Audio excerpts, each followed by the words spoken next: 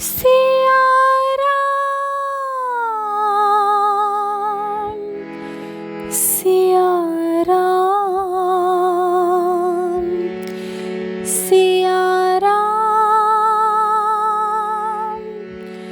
सिया राम, सिया राम, सिया राम।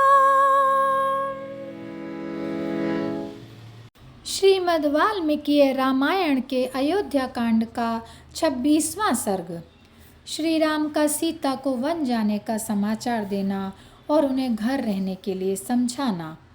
श्री राम जब कौशल्या के भवन से वन जाने के लिए निकले, उस समय राजमार्ग पर मनुष्यों की भीड़ लगी थी।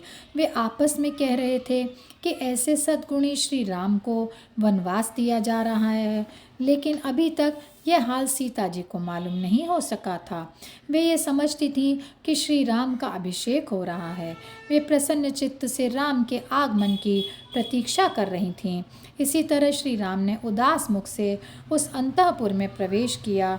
सीता जी उन्हें देखते ही खड़ी हो गईं, पर श्री राम सीता को देखकर अपने को संभाल न सके। उनका चेहरा मुरझा गया और सारे अंगों से पसीना निकलने लगा। सीता जी यह देखते ही घबरा उठीं और बोलीं, प्रभु, यह आपकी कैसी दशा हो रही है? यह तो आपके अभिषेक होने का समय बताया गया है। ऐसे समय में आप इतने उदास क्यों हैं? नरश्रेष्ठ, मुझे इस समय वंदी चारण सूत आपकी स्तुति करते नहीं दिखलाई पड़ रहे हैं। सुनहरे साजबाज से सजे हुए रथ आपके आगे पीछे चलते हुए क्यों नहीं दिखलाई पड़ रहे हैं? जब अभिषेक की सारी तैयारियां पूरी हो चुकी हैं, तब आपकी ये दशा क्या हो रही है? अब सीता जी की बात सुनकर श्री राम बोले, सीते, आज पिताजी राज्याभिषेक के बदले मुझे वन भेज रहे हैं। बहुत पहले मेरे पिता महाराज दशरथ ने माता कैकई को 2 महान वर दिए थे।